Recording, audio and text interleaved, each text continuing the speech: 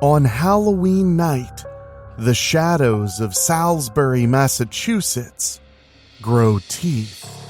A child vanishes into an old house. A dog fighter is hunted by his worst mistake, and 2 burglars awaken a killer's love from the grave as Jack Scratch makes his return. There's a chill in the air. Must be fall. Join me for a tale of Halloween. You will experience tales of horror, ghosts, and death. It is not recommended for the weak at heart.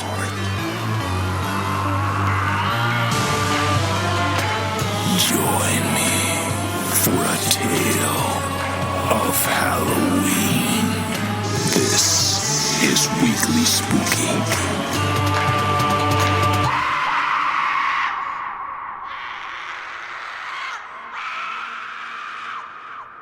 Hello, my spookies. We're getting closer day by day to Halloween.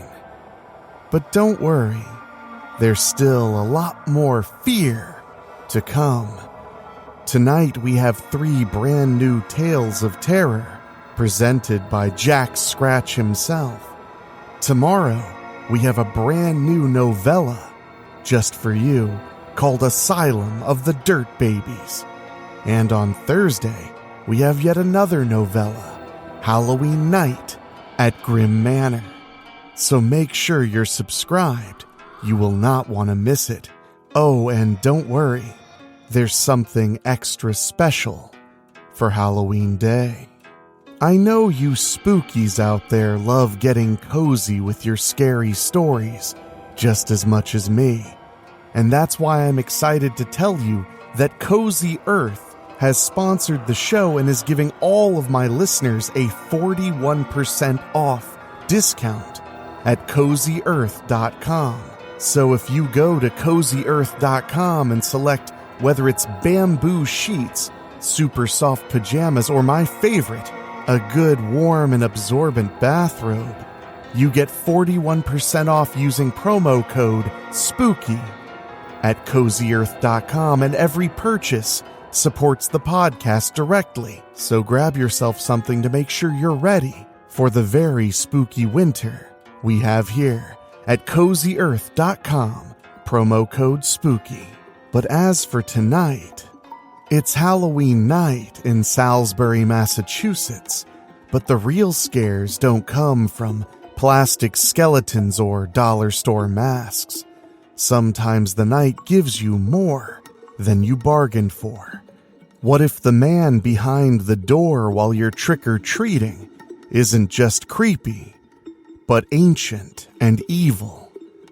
What if your crimes brought back something long buried?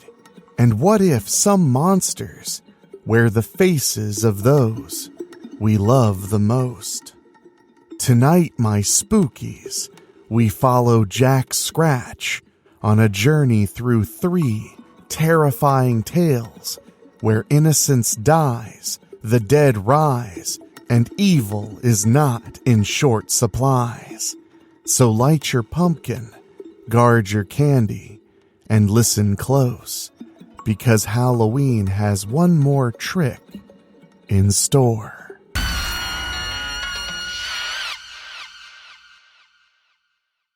Tricks and Treats 2025 by Keith Tomlin. Parents walked the streets of Salisbury, Massachusetts, shepherding children in Halloween costumes from door to door.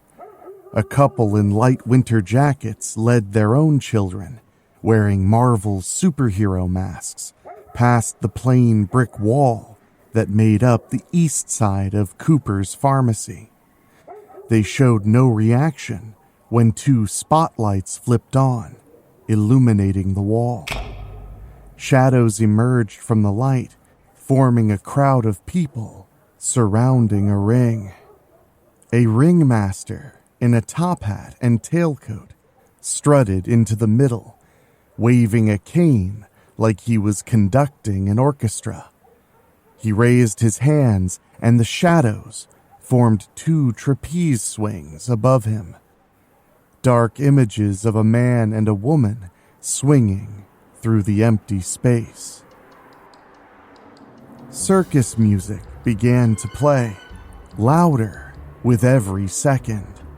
When the trapeze artists reached their zenith, they leaped from the swings and launched themselves at the crowd, transforming, wings springing from their backs and fingers elongating into claws. The shadow crowd tried to run, but they were ripped apart, black blood splattering the wall. The ringmaster waved his cane and ran forward, leaping an impossible distance, and emerged from the bricks.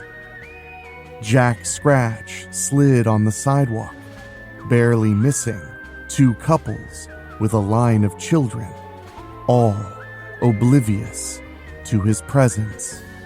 He landed on one knee, hands raised in the air, as the wall turned dark, completely covered in the shadow blood. Brushing dust from his bright red coat, Jack spoke in a booming voice. "Ladies and gentlemen, saints and sinners, killers and victims. Buongiorno! They call me Jack Scratch, and I am your humble guide through the unknown." The tall, lanky man bowed so deep that his forehead touched his knees, yet his red top hat stayed on his head. Popping back up like a snake springing at its prey, Jack began to stroll down the street, speaking nostalgically. "Ah, Halloween again. My favorite holiday.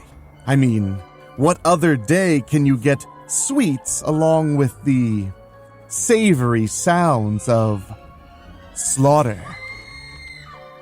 Such joy brings a tear to my eye." Jack mockingly wiped his eye with a gloved hand. Pedestrians shifted unconsciously aside as Jack passed. After a few minutes, he began to speak. "It's been such a busy year," he said conspiratorially. "So much going on, many plans in motion. No rest for the wicked, as they say. I was able to get away for a few hours to experience my favorite pastime. Human suffering," he said longingly, waving his cane in a circle. "So many experiences from all around the world to choose from. But," he took a long, deep breath, "my senses tell me that this town holds a few secrets." Jack stopped his stroll and slapped his forehead. "I almost forgot. I brought a friend this year." He whistled, and a large black hound leaped from the shadows. Steam rolled off her massive body as she stood in the cool night air. Every exhale brought a stream of flames, and her eyes glowed with hellfire. "Meet Daisy, my ex's sweet little pooch. My ex got called away on a possession gig, and I generously offered to watch her. I really don't mind. I actually like this bitch more than the other," Jack said, as he lovingly stroked the top of Daisy's head. Standing up, Jack paused before saying, "What I find amazing about humans is their desire to live forever, but few are willing to do what it takes. The man that lives here," Jack pointed to a rundown house, "is the exception. No hesitation, no qualms, no regrets. Willing to sacrifice anything, even the innocent. I think I'll call this one Rebirth." The wind blew cold, sending leaves scurrying down the sidewalk past young children in store-bought costumes and bored-looking adults acting as chaperones. Eli, dressed as a tiny firefighter, gleefully jumped into a shallow puddle, causing his dad, Marcus, to leap backwards to avoid getting wet. Marcus looked at his wife, Danielle, and smiled, shaking his head. "You had to wear your new shoes," Danielle said. "I know," Marcus sighed, looking down at the now muddy Nikes. He raised his voice a bit and called out to his son, "Eli, we need to head home. It's getting late." Eli turned to his dad, shocked that this night could ever end.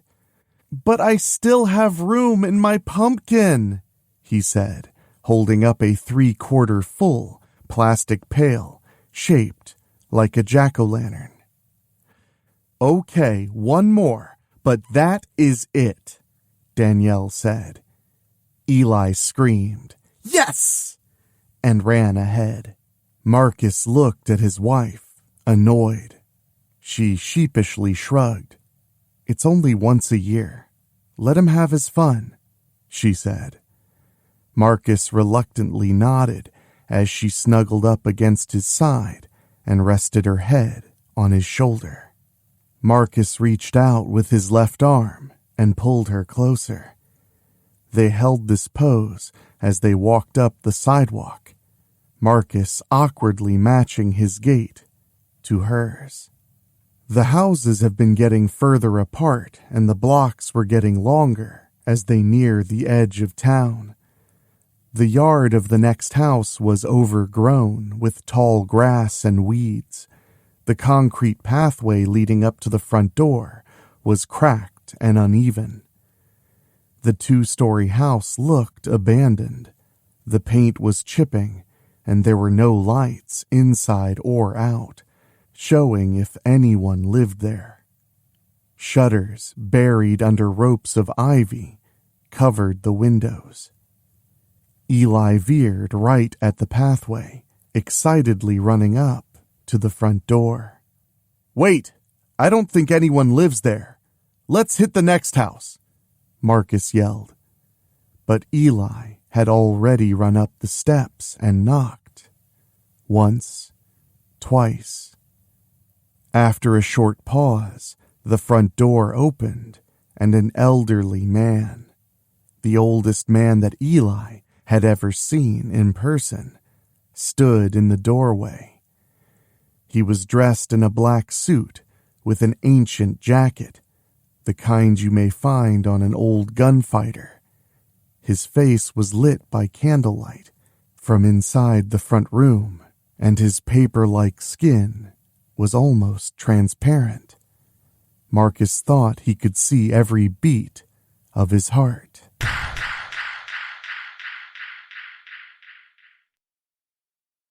My, what have we here?" The man, named Jacob, said in a raspy voice, drier than the Sahara Desert. "Eli, come on. Let's leave the nice man alone," Marcus said, sensing trouble. He separated from his wife and began walking across the lawn toward his son. Eli stared up at the man, speechless and unmoving. The old man leaned down and looked Eli in the face. "Yes, you'll do. You'll do quite nicely. It's nice to see that the prayers to the Dark One do not go unanswered," Jacob croaked, his lips splitting as he smiled. Seeing the hungry and demented expression on Jacob's face, Marcus yelled, "Eli, step away!" When his son remained, Marcus screamed at the old man and demanded that he leave his son alone. He began to run. Jacob rose up to his full height. The cracking and popping of his bones could be heard across the yard. He turned to Marcus and gave a self-satisfied smile and a mocking tilt of his head.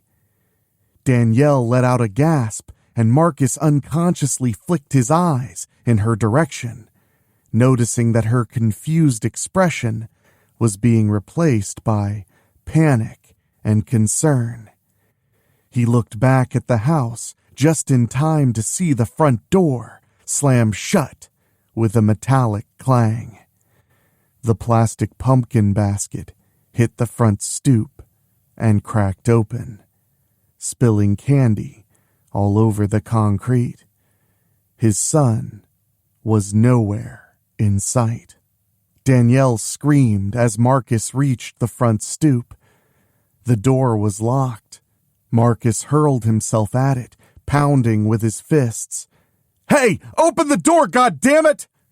Marcus's hands were throbbing, but he kept hitting the metal door over and over again. Nothing moved. The night was quiet. He ran to the windows and found that each of them were shut tight with steel shutters fastened to the walls and rusted bolts covered in a peeling blue paint. Danielle was already dialing 911, her voice shrill and panicked. "Help! A man just took my son. We were trick-or-treating and he just grabbed him and took him inside his house." Marcus rubbed his shoulder, feeling like he may have broken something against the metal door. Looking around in panic, the sweat ran in a river down his back. Shit, he thought, struggling to think through his panic. He could still hear his wife give the address of the old house and more details on what happened. Suddenly, an idea formed, and his head whipped back to look at the way they had come. "Danielle, wait here. I remember passing a patrol car a few blocks back. I'm going to see if he's still there."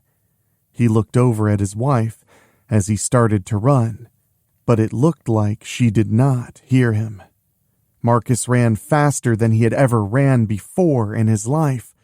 4 blocks later, he saw the patrol car sitting under an ancient elm tree. He ran up to the driver's side window, partially rolled down, gasping for breath, and began to pound on it.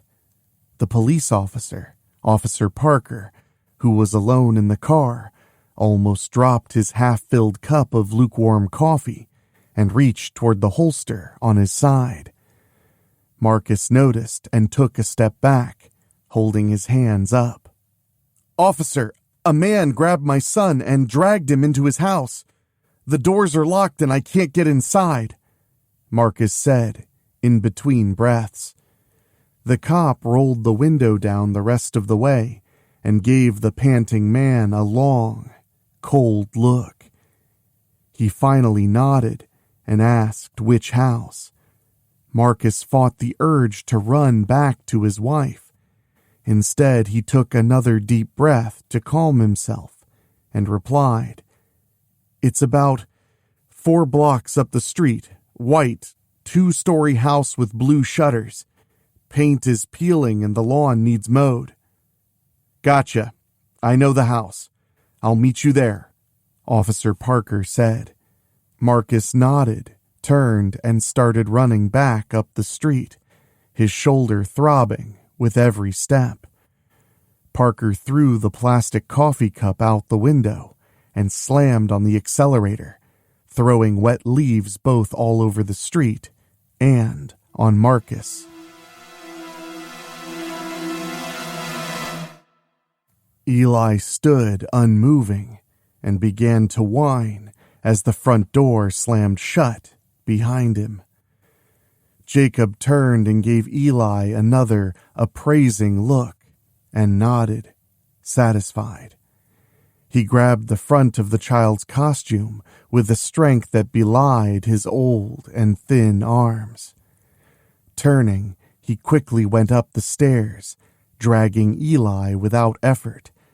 When he turned down the hall at the stairs' top, he heard the faint thud of someone banging on the front door. Jacob passed several doors leading off of the hall and finally stopped at a wooden door covered in runes and symbols at the end of the hallway. The door creaked when opened, and Jacob cleared the cobwebs from the doorway. Pulling the kid inside, he kicked the door shut and tripped the deadbolt with his left hand.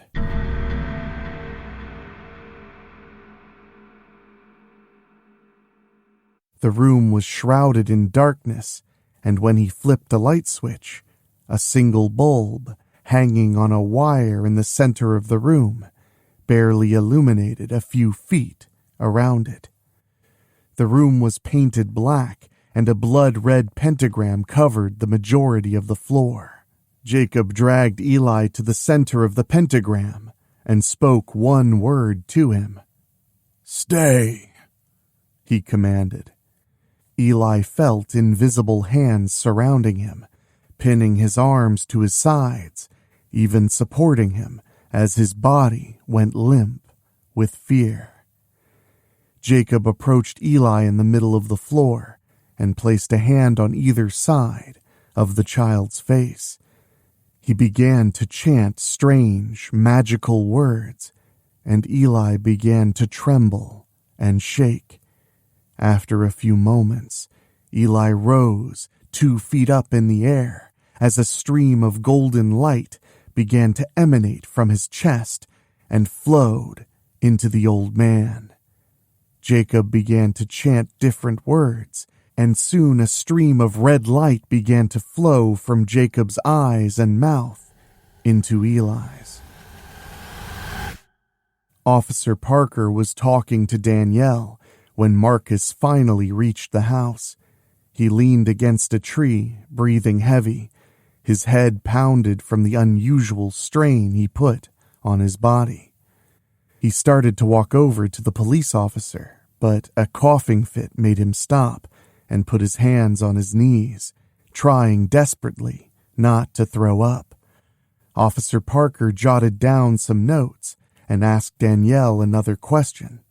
"So, did you see the old man abduct the child?" "Yes," Danielle said, frustrated. "I told you, he grabbed Eli and disappeared into the house." "And Eli is the child?" the officer asked, looking up from his notes and seeing the hot anger in her eyes, now directed at him, gave him the answer. "Okay, ma'am, let me take a look around." The officer began walking up to the front stoop when Marcus, still wheezing, reached his wife. His arms enveloped her, and at first she resisted, but soon broke down and began to weep. Officer Parker banged on the door, asking for the occupants to answer. After a few tries, he left the porch and examined the shutters covering the first set of windows. He then looked up to find that metal shutters covered the upper story as well. As he walked along the front of the house, he heard sirens in the distance, approaching fast. He turned the corner and checked all of the windows on the ground floor, as well as the back door. All were sealed securely. When he returned to the front yard, he found red and blue lights illuminating the growing darkness. Marcus was arguing with several other police officers, demanding that they go and get his child. Parker approached him and asked that they move back. "What the fuck are you doing just standing here? Go get my son!" Marcus yelled. "Sir, we'll need you to step back away from our investigation. We can't do anything until you back up," Parker said in a voice usually reserved for young children. "What? My son was abducted, and you are spending your time lecturing me!" Marcus was furious. "Sir, I don't want to have to arrest you for interference with a law enforcement officer," Parker said in that same condescending tone. Danielle put her hand on Marcus's chest and gently pushed him back. Shaking with rage, exhaustion, and despair, he let his wife lead him across the sidewalk to stand next to one of the recently arrived police vehicles. Parker led the other officers to the front door. "Well, I think we have enough for exigent circumstances, but this place is locked up tighter than my grandma's butthole." "Any thoughts?" another officer asked. Parker was the breacher on the local SWAT team, and, as such, he kept his SWAT gear in his patrol car. "I have a ram in the car. We can try to breach the front door. Also, call the sergeant. We may need someone with a bit more authority on scene. I have a feeling this will not end cleanly." The other cops nodded, and two of them moved to keep an eye on the sides of the house. The other one picked up his mic and began transmitting. The lights emanating from Eli and Jacob began to dim, and the darkness began to regain its hold on the room. Jacob reached behind him, under the jacket, and pulled out a large, thin knife. He reached up and made a small yet deep cut on Eli's forehead. The child did not react, and Jacob smiled. He made a small cut on his finger and placed it against Eli's cut. Suddenly, the darkness vanished as the gold and red lights seemed to explode. They began to pulsate. The brightness of the lights became almost unbearable for Jacob, and he closed his eyes. Despite the pain, he knew he could not leave the circle until the spell was complete. As the seconds stretched to minutes, the pain grew. The brightness of the lights pierced his skull, while the heat from them began to singe the thin tufts of hair that he still had on top of his head. The pain made him shiver in pleasure and anticipation. After what felt like hours, but more likely 10 minutes, he heard the downstairs door slam open. The shouts and the thudding of booted feet carried up the stairs. Jacob smiled. The end was near.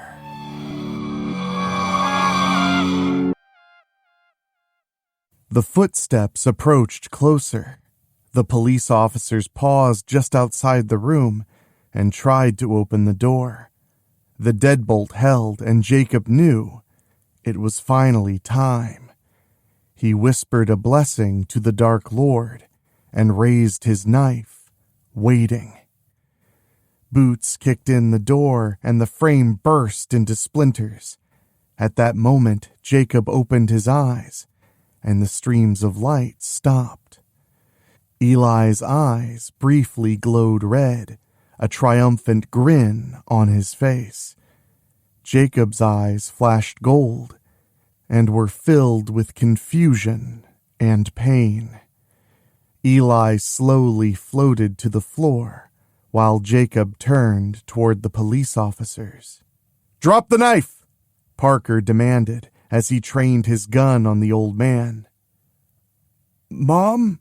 Dad?" Jacob asked, looking around. "I said drop the knife and back away from the child. I will fucking shoot you! Drop the knife!"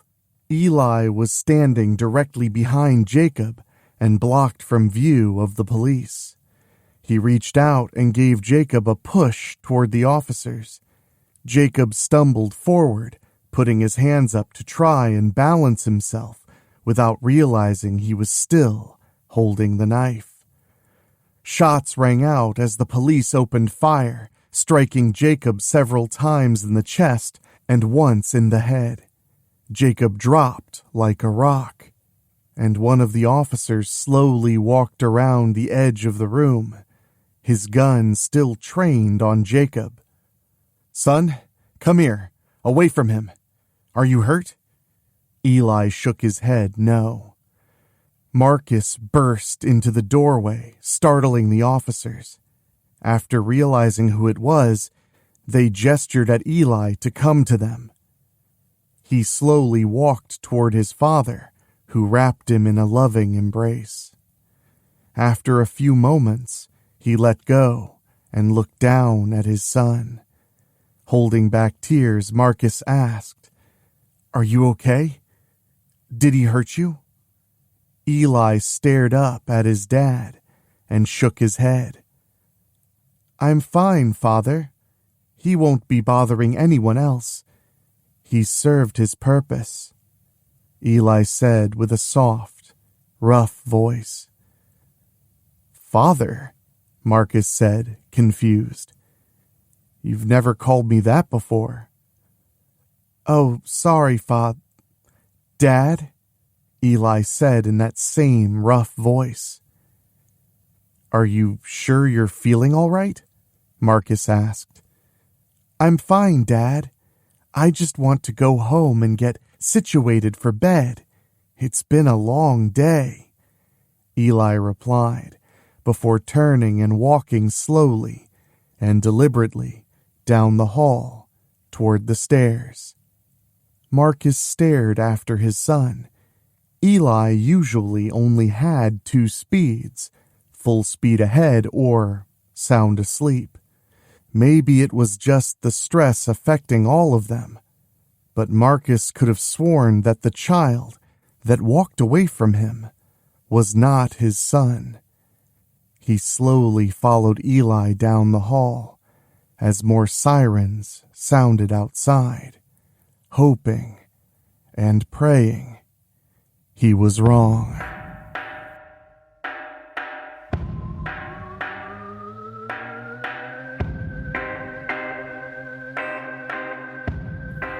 Jack stood beneath a street lamp, its light flickering as though nervous to reveal him. He gave a slow clap, the sound too sharp, too echoing in the night. My, wasn't that touching?" he said with a grin. "A family torn apart on All Hallows Eve, the night when the veil is thin. Such promise in the little ones. Innocence is so very fragile. One day it's a lollipop and a laugh. The next it's blood on the floor and a soul bound for my employer's collection." He drew a cigar from his jacket, lit it with a flame that danced up from his thumb, and took a deep drag. Sin always tastes better with a smoke. Exhaling smoke like a dragon, he pointed down the road toward a 2-story house. "And speaking of sin, allow me to introduce you to a man larger than life. Some call him Action Jackson, but trust me, his bark is bigger than his bite." He tapped the cane against the ground, the pavement cracking just slightly. "Shall we pay him a visit? I'll just call this Big Bill." Don Jackson, Action to anyone who'd ever owed him or attended his dogfights, slammed his car door and strolled toward the sagging 2-story at the end of Salem Avenue. The place leaned like it had stopped caring years ago. 2 couples walking with their toddlers dressed in superhero costumes smiled and waved at him. "Fuck off," was his reply. He ignored the shocked looks of the adults as he let himself inside the house and shut the front door, causing bits of flacking paint to fall off of the frame. After locking it, he looked around the dark, cluttered room. The house was eerily quiet, and that's how he liked it. He spent the day around barking dogs, and the last thing he wanted in the evenings was even more noise. Sighing, he ran his hand through his hair and walked upstairs to the bathroom, taking off his jacket on the way and tossing it on a chair covered in pizza boxes. His image in the bathroom mirror caught him. Blood was splattered across the left side of his face, and his right cheek and neck were smeared with red gore. Grumbling, he grabbed a washcloth, moistened it, and began scrubbing. Pulling his phone from his pocket, he began to make a call as he headed to the bathroom to change out his blood-stained clothes. The phone rang twice before it was answered by a man with a soft, almost whiny voice. "Hello?" "Hey, Dingo, how's the Doberman doing?" Don asked. "Oh, hey, Action. Not too well. He went downhill since you left. I got most of the bleeding stopped, but there may be tendon damage. He could be out for months." Don sighed.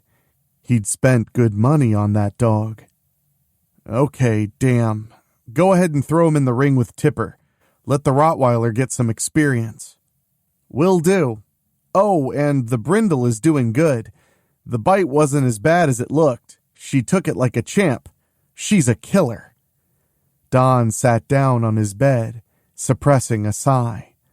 The Brindle pit bull was Dingo's find, and now he'd never hear the end of this. "Good. We'll get her in the ring next week. Make sure she's ready. I can't lose any more money over these fucking dogs." "Roger that. I'll see you in the morning." Don hung up the phone without a further word. He sat there for a few minutes, his eyes closed, just basking in the silence. With a grunt, he stood and changed into a t-shirt and a pair of sweatpants, clipping the sheath of his knife onto the elastic band of the sweats.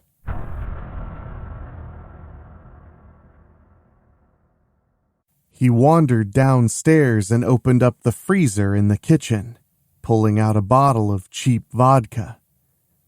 Pouring himself a drink, he left the bottle on the counter and headed into the living room.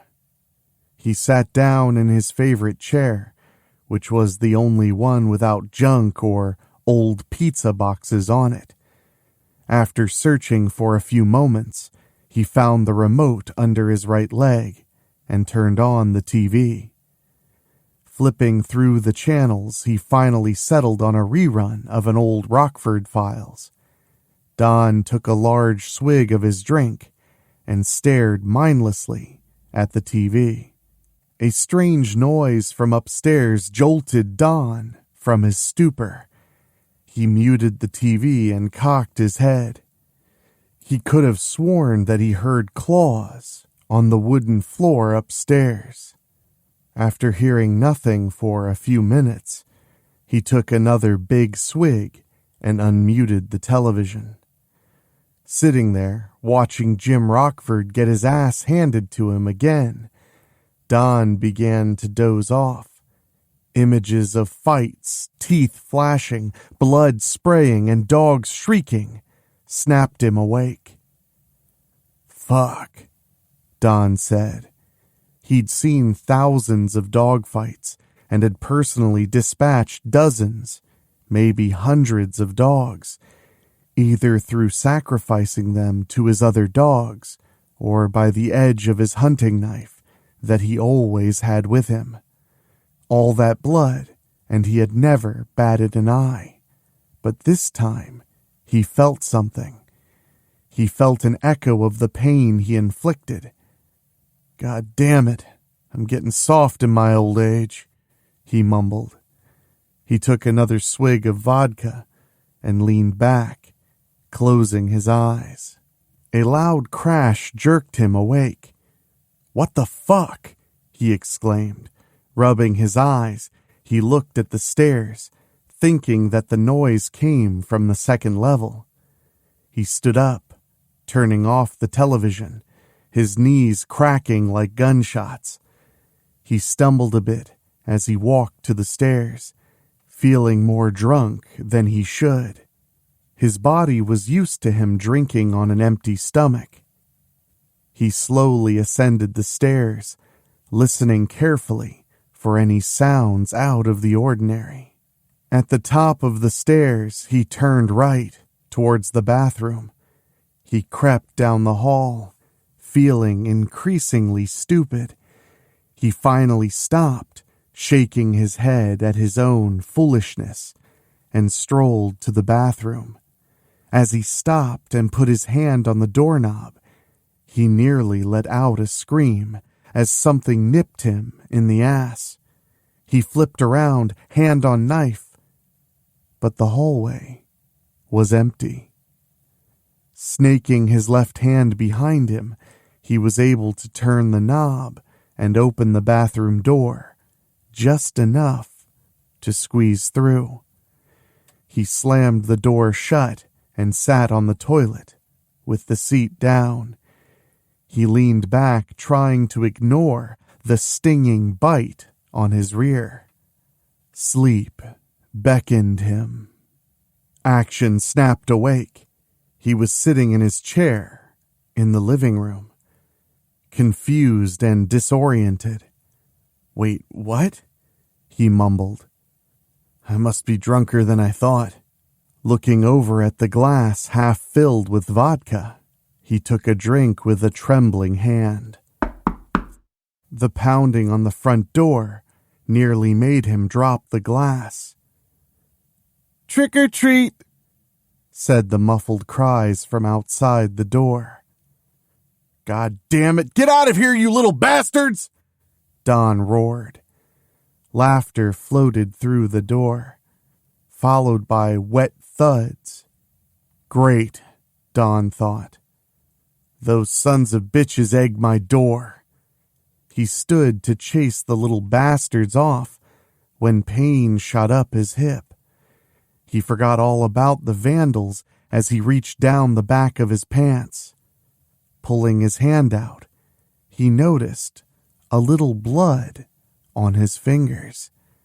Staring in disbelief at the crimson wetness, he remembered being nipped by something. The sounds of a dogfight coming from upstairs lifted the fog clouding his mind. "What the hell?"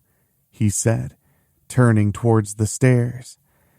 As soon as he took a step, the sound stopped, like someone threw a switch. "Okay, fuck this. Someone is really fucking with me," Don said out loud, feeling a bit comforted by speaking to himself. He picked up his phone and called Dingo. "Hey boss, what's up?" Dingo said after a few rings. Don could hear people talking in the background, along with glasses clinking. Don rolled his eyes. Dingo was probably at that damn dive bar he loved so much, the kind where a cockroach is considered a garnish. "Did you bring any dogs over here?" Don asked. No, not since Big Bill," Dingo replied, sounding confused. "Are you fucking with me?" Don growled. "What's that?" Dingo said, his voice faint as he spoke to someone at the bar. He said some lame joke, and a female voice laughed. Don could only imagine what type of woman would find Dingo funny. Dingo had always felt that it was better to score with 5 2s than with 1 10. "Sorry, boss, what were you saying?" "I said, are you fucking with me?" Don got progressively louder with each word until he was screaming. Dingo gulped.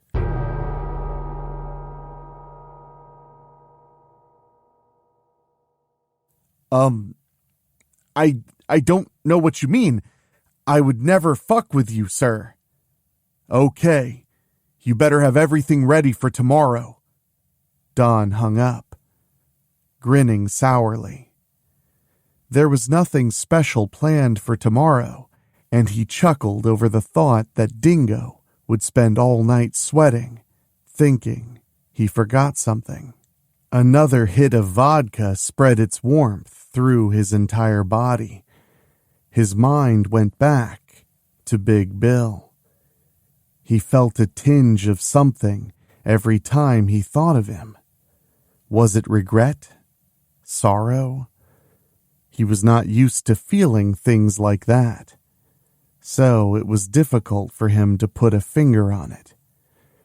Big Bill was a Mastiff Pit Bull German Shepherd mix, one of the biggest dogs Don had ever entered into a fighting ring. That dog was the toughest son of a bitch he had ever seen. Vicious and cunning, Bill made a name for himself across the tri-state dog-fighting circuit. In fact, the winnings from his fights bought the very house that Don was currently standing in. Bill's reputation was such that, eventually, Don had to give crazy odds just to get any action. He started doing handicap matches where Bill had to fight 2 or even 3 other dogs at the same time. A lot of those matches were clusterfucks, turning into a free-for-all, which the crowd loved, but other times the opposing dogs concentrated on Bill, who, due to mounting injuries, had an increasingly difficult time winning. For some reason, Don's eyes began to water. "Damn dust," he mumbled. Outside of the ring, Bill was the friendliest dog Don had ever encountered. It was like he had a switch with 2 settings: friendly goofball or vicious killer.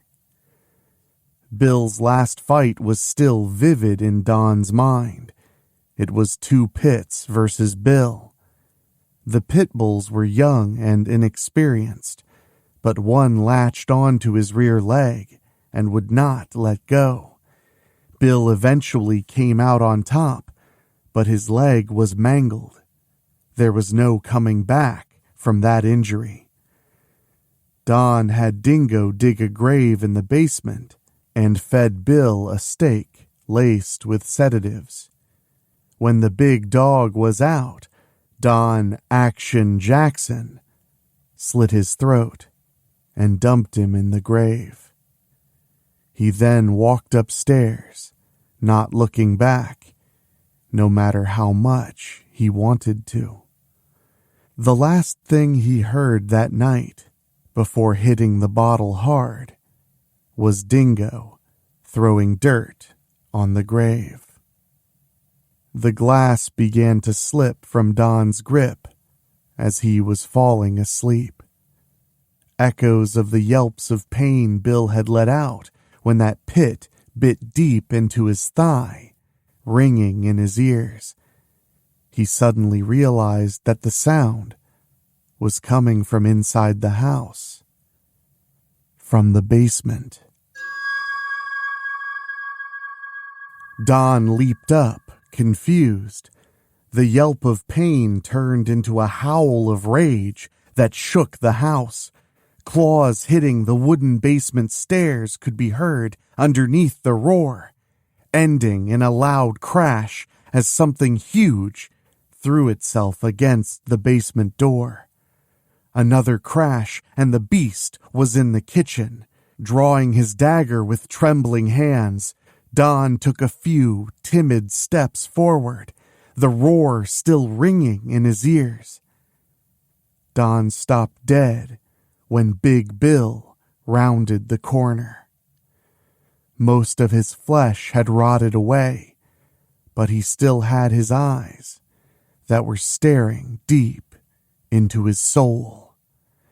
Don was stunned, unable to move until Bill took a step toward him with a growl so loud that the windows shook. Unthinking, Don dropped the knife and turned to run. But before taking a step, he froze again. Half a dozen dogs stood between him and the front door. These dogs were translucent, ghost-like. Some had their throats sliced while others had ragged, vicious wounds. Don turned back toward the kitchen and saw that Bill was now within several feet of him. Whoa. Good boy, Don stammered. Bill growled louder. It was only business. I didn't mean any harm. Bill's skeletal jaw made him look as if he was smiling, and the smile only grew bigger when Bill leaped at Dawn. Parents of trick-or-treaters heard screams coming from the unkempt house at the end of the block. Cell phones came out of pockets, but no one called the police. Deep down, they realized that whatever was happening to the neighborhood bully was likely well-deserved.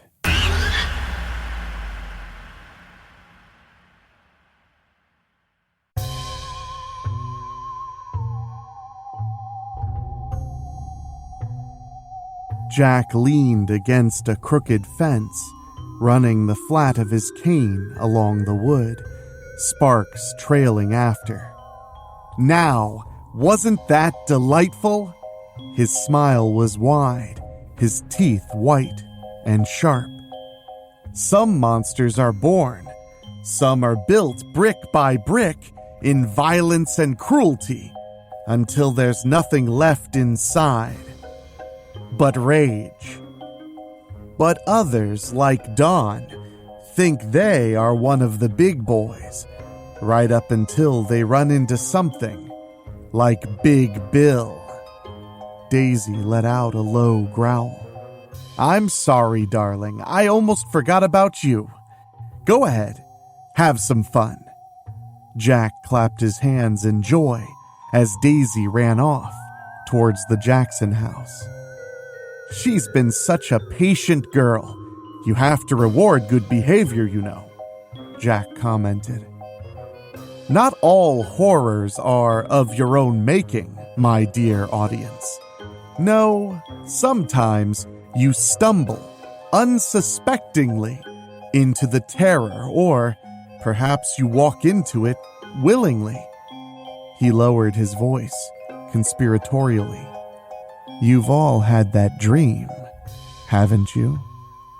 Trapped, nowhere to run, no one to hear your screams.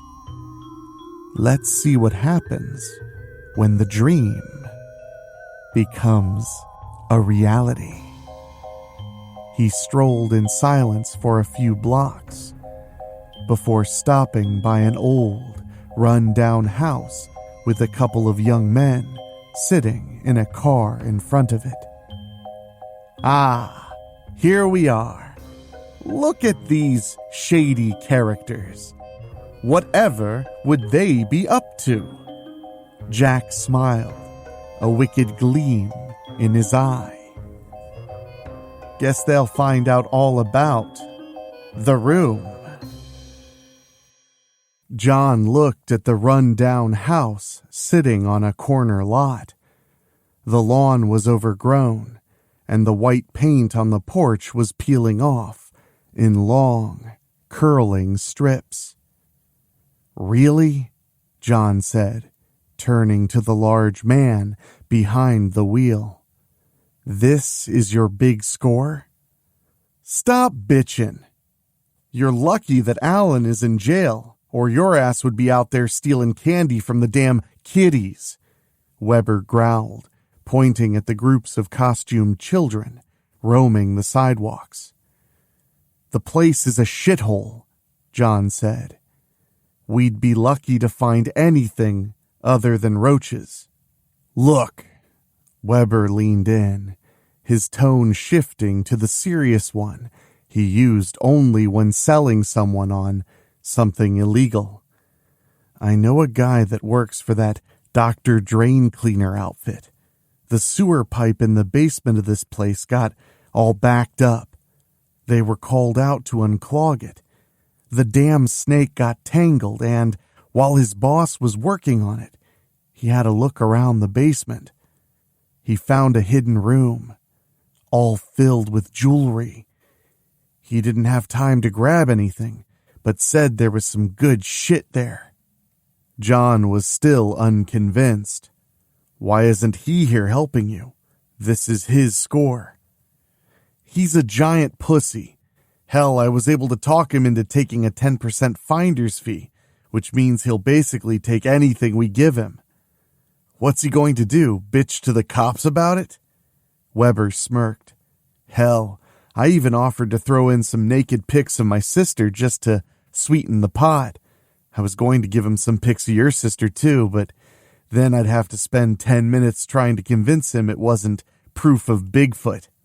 Suppressing a chuckle, John turned back toward the house. He looked at the cracked picture window and the rotting trim boards surrounding it, and thought they would be lucky to find 2 plates that matched. Fuck it, he decided, as he pulled a kid's plastic Shrek mask down over his face. Let's get it over with. I ain't got nothing better to do tonight. Weber grinned that wild grin that made people question his sanity. He slipped on a cheap Adam West Batman mask and opened the car door. Trying to look casual, John, tall and lean, relaxed against the fender while Weber crouched, pretending to check the front tire, but actually scanning the streets. Once the sidewalk was clear of children and parents, they quickly sprinted to the side of the house, slipping into the shadows created by the streetlights, sliding along the exterior wall toward the rear of the house. They stopped at each dark window to peer in and listen. Seeing and hearing nothing, they reached the back corner. Around it, a flickering light hung above a weathered old wooden door with peeling, dirty yellow paint. A dented screen door lay on a cracked concrete slab that served as the back porch. Weber unscrewed the light bulb just enough so the light went out, while John moved to the other corner of the house and peered around. Seeing nothing, he gave Weber a nod. The back door was locked. Weber pressed his shoulder against the door, pressure building until a crack sounded and metal clattered inside. Both men checked the street again before easing the door open. A piece of hardware scraped the floor. Weber took out a small flashlight, cupping it to keep the beam low. They were in a 1950s-era kitchen. The fridge and stove were ancient, and bugs skittered away from the light, making Jack shiver. "The basement should be through that door," Weber whispered, shining on a warped door in the corner near a dark hallway. John nodded before he realized that Weber could not see him in the darkness. "Okay, let's go," he said, the old vinyl floor creaking each time they took a step. John opened the basement door, assaulted by the stench of raw sewage. "Oh, damn," he gagged. "That reeks." "Come on, you pussy. It's not that bad," Weber said, although in the dim light, he looked like he was struggling himself. Jack steeled himself and went down, the stairs creaking loud enough to make him wince. At the bottom, Weber's light swept to a floor drain, its edges crusted with toilet paper scraps and brown sludge. Jack groaned and skirted wide, following Weber toward the far wall. A large cabinet stood in the back corner. Weber shone the light at the floor, and John could see where the dust and litter on the ground had been recently disturbed. Putting the flashlight in his mouth, he helped John move the cabinet aside to reveal a narrow door. John opened it, and they stepped inside.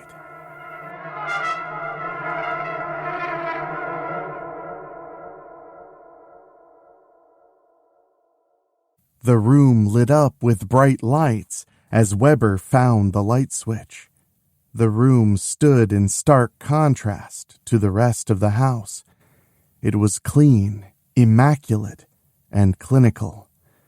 The room, roughly 15 feet by 6 feet, had rows of glass shelves that lined the walls on both the left and the right, while there was only one shelf on the far wall. On the side walls, jewelry rested on velvet cushions or porcelain busts, each piece paired with a photo of a young woman, most in black and white. Some looked like senior portraits, others like modeling headshots. A few showed women sleeping. Those made John's skin crawl. "Dude, what the fuck?" Weber said. "Looks like a damn museum." John just nodded and slowly walked along the wall, stopping every so often to examine a display. He didn't know much about jewelry, but he could tell some were cheap costume pieces, while others had the look of high-end jewelry. Occasionally, he started to reach out to touch a piece that must be worth thousands, but when his hand neared, he could detect some kind of aura radiating from it. Sorrow and pain flooded his emotions. He would withdraw his hand and study the picture next to it. He found that the women in most of the photos were wearing the piece of jewelry on display. He looked over at Weber and grimaced. Weber was casually pocketing each piece of jewelry on his side of the room. He sometimes picked up a picture of a particularly striking woman before tossing it to the ground, the woman in the portrait already forgotten. John made his way to the lone shelf on the wall opposite the door and looked at the black and white picture of a good-looking young man. In front of the photo were 2 red roses next to an urn with the inscription, "My beloved Ernest." He glanced around to confirm that this was the only picture that wasn't a woman. Twice as large as the other portraits, and the shelf looked more like a shrine than it did a display. John was just about to turn away when he noticed a folded piece of paper tucked in behind the picture. When the scrap of newspaper was unfolded, the headline, "Local Serial Killer Executed in Electric Chair," jumped out at him. Under the headline was a picture of a man, the same one as in the portrait, being led in chains down a corridor. A mocking smirk stitched on his face and piercing eyes that seemed to stare deep into John's soul. He stared at the news clipping, mesmerized, until Weber broke the spell. "Holy shit!" Weber exclaimed. "I know this chick," he said, pointing to a picture of a young, attractive blonde woman. "My mom went to school with her. This chick was an actress or some shit. Starred in a couple of those cheap 80s horror movies. Mom said that she got hooked on heroin and went missing. Rumor is that she fell into the river and drowned." He picked up the earrings displayed in front of the picture. Taking a closer look, he said, "Damn, I think she's wearing these earrings in the picture. Weird." He shook his head as he pocketed them. Looking back at the urn, John felt something, but it wasn't the jewelry. It felt dark and chaotic, like a cigar box full of hornets that had been shaken. The maliciousness vibrating, pulsating, waiting to be released on an unsuspecting world. Gasping, John took several steps back, staring wide-eyed at the urn. He looked over at Weber and saw he was walking to him, jiggling his pockets with a wide smile on his face. "What did you get, John boy?" "Man, I found a ton of good shit." Weber stopped and looked at the shelf that John kept flickering his eyes to. "What you got there?" I'm not sure," John mumbled. He was about to tell Weber to stay away from the evil thing, but a loud thud drew his attention to the door of the room. An old woman, shriveled and weathered, was standing in the doorway. From the state of disrepair the house and, more notably, the basement was in, John was surprised to see her well dressed. Her hair was done up in a beehive hairstyle from the 60s, and he could have sworn she was wearing makeup, even though it must have been well past her bedtime. The sight was jarring against the rot of the house. "What," she said in an icy voice, "is going on here?" Ma'am," John stammered. "We're with the plumbers you called recently. We were told to check and make sure there were no further issues." The woman just stared at him, her gaze sending shivers down his spine. "So, we knocked, but no one answered.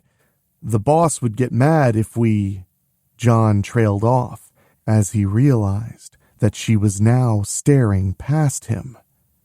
John turned and found that Weber had picked up the urn and was studying it. "Leave that alone," the old woman said. "Drop it." As she said the word drop, Weber looked up, a blank expression on his face, and he just opened his fingers. The urn seemed to fall in slow motion, turning several times before it hit the ground. It shattered, releasing a cloud of dust. The dust rose through the air and, defying gravity, seemed to gather around Weber's head. He inhaled deeply, and the dust seemed to force its way into his nose and mouth. Weber held his breath for a 10 count, then began to cough. John looked back at the old woman, and she just stood there, a loving smile on her face. Confused, he looked over at Weber, who had gotten over his coughing spell, and was now just standing there, a crooked smile on his face and a dark glint in his eyes. "Well now, how have you been, honey buns?" Weber said with a Kentucky drawl that he did not have before. The old woman stared at Weber like a teenager in love.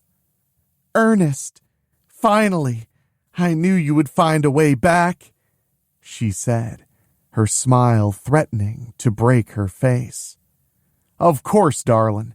Old Loverboy here would never leave his best girl alone for too long." The tension grew in John as he looked between the other two, each looking longingly at the other. "Well, I'll be leaving, and I won't say shit." He edged toward the door. Neither Weber nor the old woman moved or spoke, continuing to stare at each other. After a minute of this, John began to slowly shuffle his way toward the door. Still staring at Weber, the old woman spoke. "Ernie, can you do me a favor?" "For you? Anything, including the moon and the stars." She smiled, even bigger. "Can you take out the trash?" "Darling, it would be my pleasure," Ernie replied. John heard the metallic click of a knife being opened, and he bolted toward the door. An arm like a band of steel grabbed him around the throat, and pain, unimaginable pain, shot up through his back. His vision went red and then black. A few minutes later, Ernest shut the door to the room and reached his left arm around the old woman. "You know how much I hate to leave a mess, but I think I have a good excuse this time," he said as he kissed the top of her head. "Let's go celebrate. We have a lot of work ahead of us." She giggled like a schoolgirl. "I have a couple of perfect girls for you to add to the collection," she said, her eyes shining with madness. He kissed her again, and they walked up the stairs, laughing like two teenagers in love.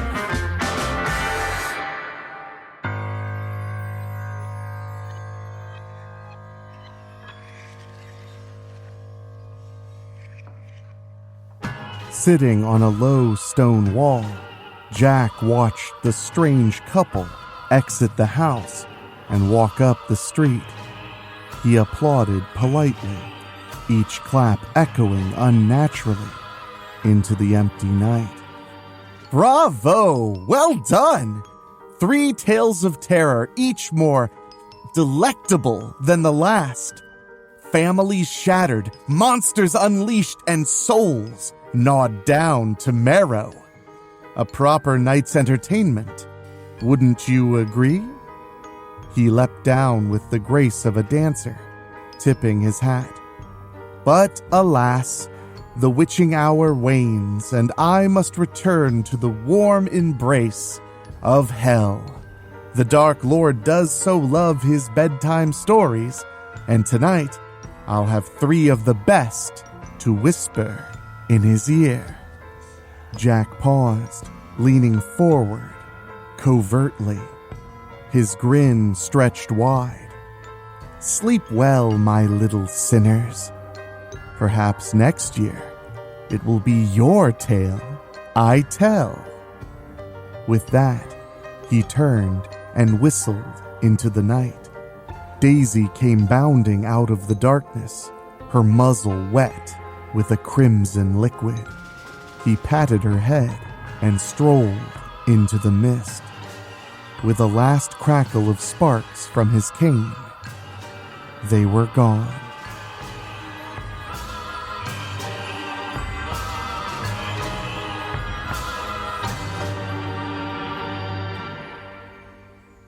Well, my spookies, after tonight's parade of possessed children, undead dogs, and serial-killing soulmates, I'd say Halloween is right on schedule.